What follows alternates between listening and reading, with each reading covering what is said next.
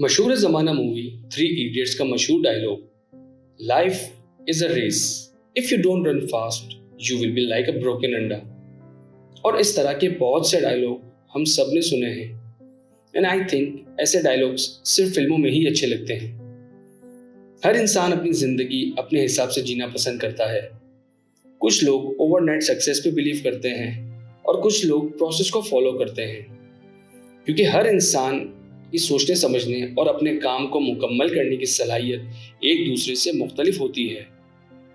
हम किसी से पीछे नहीं, हम किसी से आगे नहीं, हम जहाँ भी हैं ठीक हैं।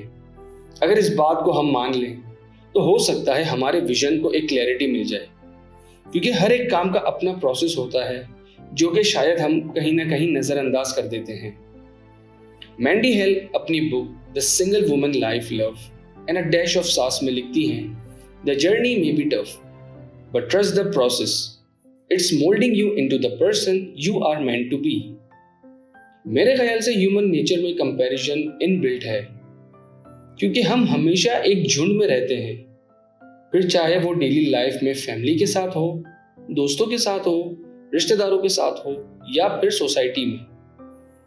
रोजमर्रा में हमारा मिलना मुख्तलिफ लोगों से होता है और शायद यही वजह है कि ह्यूमन नेचर में कंपैरिजन इनबिल्ट है, क्योंकि जब हम अपने अतराफ के लोगों की लाइफ देखते हैं तो ये पाते हैं कि बहुत से लोग हमसे बहुत बेहतर जिंदगी जी रहे हैं और फिर यहीं से कंपैरिजन की दौड़ शुरू हो जाती है। तो क्या हमें अपनी लाइफ को दूसरों की लाइफ से कंपेयर करना चाहिए? और इसका सिंपल सा जवाब है नहीं। Because comparison can leads to feeling of inadequacy and low self-esteem.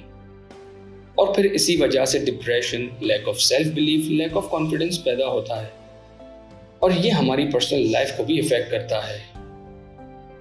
अगर हमें ये पता हो कि हम अपनी लाइफ में कहाँ खड़े हैं, हमारा विजन क्या है और हम उस विजन को पूरा करने के लिए क्या कर रहे हैं, तो यकीन माने हम कंपैरिजन करना भूल जाएंगे, क्योंकि now we have a road map to our vision and we are working on it. और जब लाइफ फोकस ओरिएंटेड हो तो फिर उसी माइंडसेट का पॉजिटिव इम्पैक्ट अपनी सराउंडिंग में देखा जा सकता है। कुछ एग्जाम्पल शेयर करूंगा जो कि मिसाल है कि अगर लाइफ फोकस ओरिएंटेड हो तो बहुत कुछ हो सकता है। जेके रोलिंग ब्रिटिश ऑथर और फिलैंथ्रोपिस्ट हैं। अगर आप नहीं जानते जेके रोलिंग कौन है तो इन्होंने मशहूर ज़माना नॉवेल हैरी पॉटर लिखा। हैरी पॉटर एक 7 वॉल्यूम फैंटेसी सीरीज है।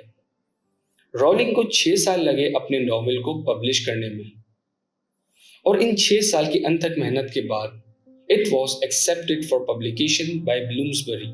ब्लूम्सबरी एक ग्रुप था अर्ली 20th सेंचुरी में, जहां associated English writers, intellectual, philosophies, left wing politics और आर्ट को डिस्कस किया करती थी।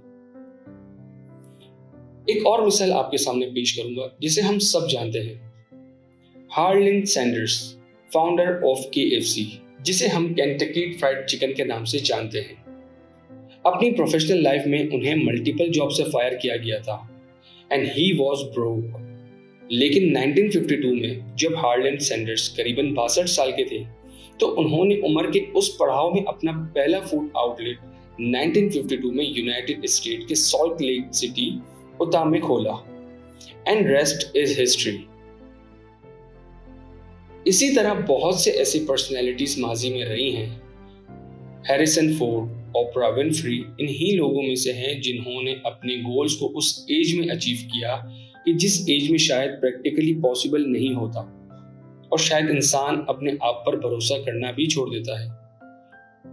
तो हो सकता है मुस्तकबिल में इन नामों के साथ आपका नाम भी जुड़ जाए और लोग आपको भी आइडियलाइज करें, लेकिन इसके लिए शर्त यह है कि आप अपना विजन क्लियर रखें और साथ अपना फोकस अपने गोल्स की जानिब रखें। अपनी वीडियो का इख्तिताम माइकल हो के इस कोट से करना चाहूंगा, Tough times create strong men. Strong men create easy times. Easy times create weak men. Weak men create tough times.